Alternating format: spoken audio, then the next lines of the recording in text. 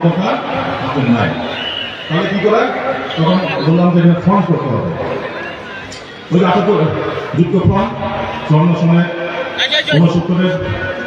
৬৯-এর ঐক্যযোগ, তারপরে হলো জাতীয়তাবাদী ফ্রন্ট ১৯৭৮-এর, কাজে আমাকে এগুলো আমার অভিজ্ঞতা ছিল। আমি বলছি ফ্রন্ট ছাড়া আপনি ক্ষমতা আসতে পারবেন না। সেখানে আমার ৪ দলীয় জোট করলাম। ৪ দলীয় জোটে কারা কারা ছিল? আওয়ামী লীগ ছিল না, আওয়ামী লীগের বিরুদ্ধে ৪ দলীয় জোটে বিএনপি ছিল, এর সাথে জাতীয় পার্টি ছিল, জামাত ইসলাম ছিল এবং ইসলামী ঐক্যজোট ছিল। এই ছিল ৪ দল। মাথায় কি ছিল? এই জামাত ইসলামের দাঁড়িপাল্লা আর বিএনপির এই ধানের শীষ প্রতীক নিয়ে আপনাদের এখানে আমি এসেছিলাম, মনে আছে? কোন সময় ২০০১-এ। আর আপনি একে গিয়ে আমি কার ভোট চাইতাম? দাঁড়িপাল্লা। ২০০৮-এ এখানে আমি কোনো মাধ্যমে নির্বাচন করলাম ধানের শীষ, আর ওখানে দাঁড়িপাল্লা। ২০১৪ পর্যন্ত ঠিক ছিল দাঁড়িপাল্লা এবং ধানের শীষ একত্রে। এরপরে কি হলো? ২০১৫-তে কি ধরনের বুদ্ধি দিল বিএনপিকে যে আপনি জামাত ইসলামকে ছাড়েন, আপনি আমরা ক্ষমতায় বসিয়ে দেব। কারাই বুদ্ধি দিল জানেন? কে বলতে পারবে? হ্যাঁ, এখানে রাজনীতি তো এখানে আটকে আছে। আধিপত্যবাদের শক্তি ভালো, এবং অনেকে বলে ফেসবুকে লেখে ১৭ বছর আপনি কোথায় ছিলেন? জন্মের কারণে ১৭ বছর।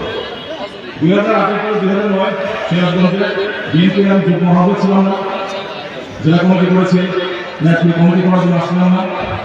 তারপরে যখন ২০১৪-তে কমিটি করা শেষ, ২০১৫-তে যখন বিএনপি ইন্টার্ন নিল, ইন্টার্ন বলতো উল্টা ভোট, যখন ভারতের দিকে গেল, তাহলে আমি কেউ ধানের শীষের ভালো ওদিকে থাকবো নাকি আমি উল্টা করবো? বিএনপি উল্টা করে তাহলে আমিও কি করবো? উল্টা করবো। ঠিক আছে না রাজনীতি? তখন দেখা গেল যে বিএনপি ক্ষমতা আসতে পারছে না, পারবে না, এটা রাজনীতি করে। তখন আমরা কি হলাম? আমরা বললাম গোপনে গেলাম, গুপ্ত। ওই নেতা বলে কি এরা সবাই গুপ্ত। জামাত ইসলামকে বুদ্ধি দিলাম গুপ্ত হন, শিবিরও গুপ্ত হয়ে গেল। আমরা যারা জাতীয়তাবাদী শক্তি আমরা সব গুপ্ত হয়ে গেলাম। গুপ্ত মানে কি? সিক্রেট। এখন আমাদের যা খুঁজে পাই না, আমরা বসেছিলাম, আরে বসে কিন্তু থাকে ২০২৪-এর বিপ্লব হয় কিভাবে?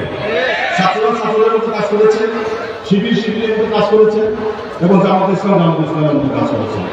সব মিলে ২০২৪-এ আমরা ফ্যাসিস্ট সরকারকে তাড়িয়ে দিলাম।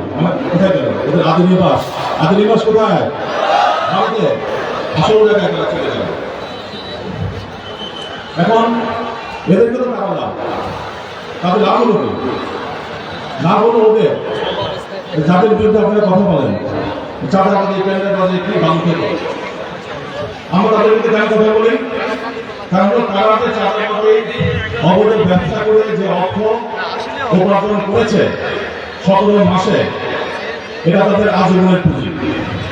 এই পুঁজি আপনাদের বিরুদ্ধে লাগাবে। এই পুঁজি দিয়ে তারা আগামী নির্বাচন করছে। এই অবৈধ টাকাতে তারা বলে কি ভোট সেন্টার দখল করবে, এই টাকা দিয়ে তারা নির্বাচন করবে। তাহলে এখানে তাদের বিরুদ্ধে আমাদের কথা বলার